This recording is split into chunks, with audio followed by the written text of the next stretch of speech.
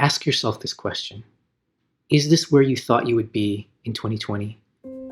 Could you have imagined that over 200,000 Americans would die from COVID-19, more than any country in the world, due to a pandemic that could have been controlled with better leadership? Could you have imagined that we'd be living in a country where thousands of immigrant families would be separated, where hate groups like neo-Nazis and the KKK could walk out in broad daylight? This is not an America that's been made great again. To me, this is a country of opportunity, equality, and freedom. My parents have worked hard coming to America, contributing to key technologies.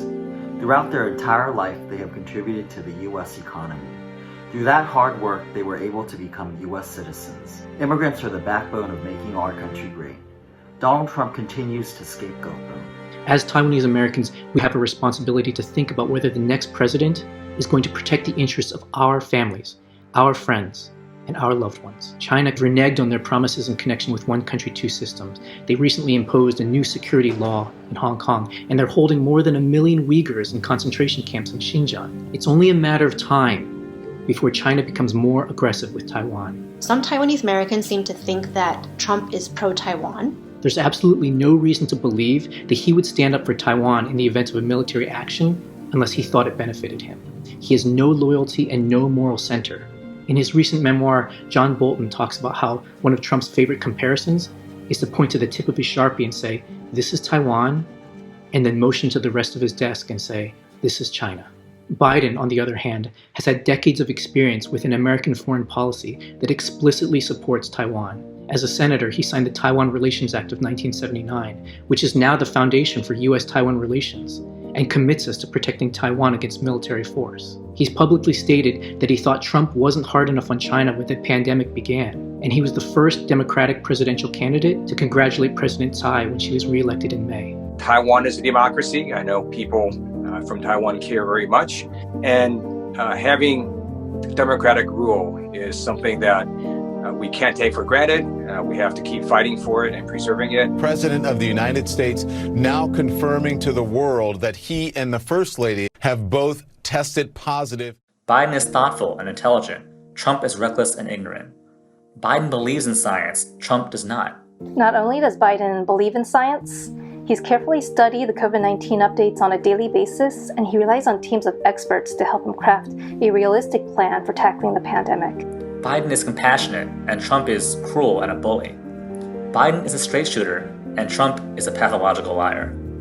Biden will actually prosecute hate crimes against Asian Americans, while Trump actually encourages hate crimes by calling COVID the Kung flu. I am looking for leadership that unifies us and that actually cares about our well-being. Joe Biden and Harris are people of character, humility, and empathy. It's my experience as a Taiwanese person that has shaped me into someone who believes in equality and democratic values for all, and it would be hypocritical for me to preserve my own freedoms at the expense of someone else's, to protect my privilege and deny the same for those less fortunate.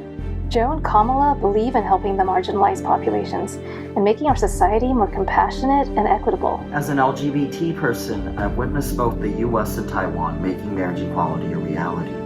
The Trump administration has rolled back on those policies, and with his latest Supreme Court nomination, we might even see marriage equality stricken down. Most importantly, Biden believes in and is a supporter of democracy, both at home and abroad, while Trump is an authoritarian who is happy to let foreign adversaries like China and Russia meddle in our elections.